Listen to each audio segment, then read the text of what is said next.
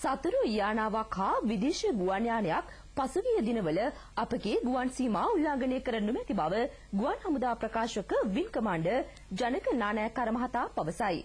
ජාතික ආරක්ෂාව පිළිබඳ මාධ්‍ය මධ්‍යස්ථානයේ අද පැවති මාධ්‍ය හමුවේදී ඒ මහතා මේ බව අවධාරණය කළේය. ඉතින් අපේ තියෙන තාක්ෂණික සාධකවලින් ඒ වගේම අපි සතුව ඇති අත්දැකීම් වලින් මෙවැනි එළි දිස්වීම ඊට පෙරත් සිද්ධ වෙලා තියෙනවා.